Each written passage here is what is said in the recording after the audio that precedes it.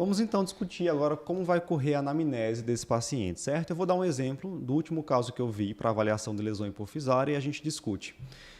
Particularmente, eu vejo mais pacientes com lesão hipofisária no hospital, porque eu trabalho num serviço que tem um protocolo de AVC. Qualquer paciente que chegue com déficit neurológico, Certo. parestesia, faz lá uma ressonância de encéfalo. Então, encontra-se muita Encontra lesão muito. hipofisária. O último caso era um homem, 50 e poucos anos, com diabetes tipo 2, hipertensão, que internou lá, entrou com um protocolo de AVC e achou uma lesão hipofisária na ressonância de encéfalo, media 1,4, 1,5 centímetros. Nessa anamnese, na conversa com o paciente, quais são os dados que são relevantes nessa investigação de um isentaloma hipofisário? Isso é muito importante, assim, primeiro que você já comentou dessa história, né? Quando você faz muitos exames, não que esses daí não tenham indicação, eles chegaram com sintomas, você acaba aumentando a prevalência desses incidentalomas. Então, na casuística mundial, assim, acredita-se que em exames de ressonância, se você fizer à torta e à direita em todo mundo que não tem indicação, tem alguns lugares que chegam até 10% a prevalência de incidentaloma hipofisário. Daí que não é um exame para ser feito de rotina, né? Você vai acabar encontrando muita coisa que não tem significado clínico e levando a uma investigação diagnóstica aí, muitas vezes ansiedade do paciente e tal. Mas, uma vez que você detectou o incidentaloma hipofisário, primeira coisa é saber se realmente é um incidentaloma, certo? Então, para que seja, por definição, um incidentaloma, o paciente não pode ter nenhum sintoma de hipersecreção hormonal.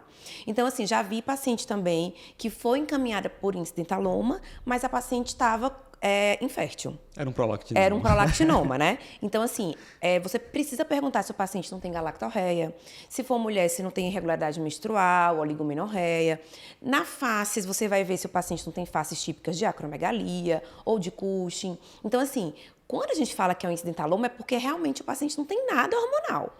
Se ele tiver alguma coisa, o nome nem era incidentaloma, você que não tinha feito a anamnese direito. Perfeito, né? certo. Então, é super importante fazer essa investigação, assim, que não precisa ser com grandes exames, como a gente vai ver, mas essa anamnese clínica dos sintomas principais, das queixas de hipogonadismo, a gente tem que perguntar para todo mundo. Nesse caso do meu paciente, que já era hipertenso, tinha diabetes, já era bom ficar de olho também, hipercortisolismo, Sim. né? Investigar melhor, examinar estrias, tudo isso. Sim. Perfeito. E além de investigar na anamnese questão relacionada à hipersecreção endócrina, a gente tem que lembrar que essa lesão ocupa um espaço.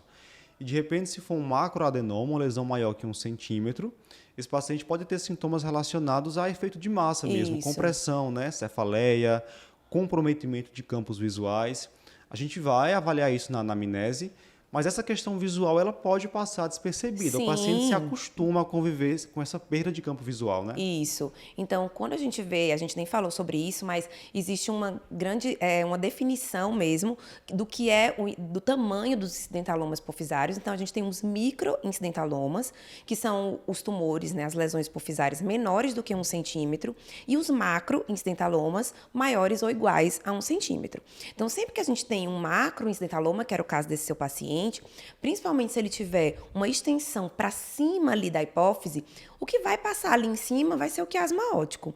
Então, quando está próximo, ou principalmente quando toca o quiasma, é nossa obrigação pedir uma avaliação de campos visuais, uma campimetria visual, para flagrar déficits visuais que o paciente muitas vezes pode nem passou despercebido. Não é infrequente o paciente não ter queixa.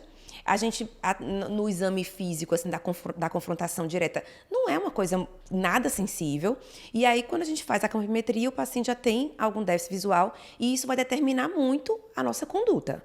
E também é uma coisa a ser feita se você vai encaminhar o paciente para a cirurgia no pré-operatório, obrigatoriamente. Até para você ter uma base de comparação no pós-operatório. Esse paciente, às vezes, chega com queixa de que piorou a visão no pós-operatório, mas, na realidade, ele já tinha aquele déficit no pré.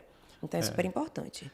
A gente tem aqueles pacientes que têm um macroadenoma 2 centímetros, não sentem nada e a gente fica como assim, né? E tem aqueles com lesão de 0,6, com a cefaleia, que acha que a cefaleia é pelo microadenoma. Isso. Bem, espero que você tenha gostado desse formato de vídeo mais curtinho. Se você gostou e quiser ver outros vídeos como esse, clica aqui nesse vídeo. Tem um formato parecido, o pessoal gostou bastante.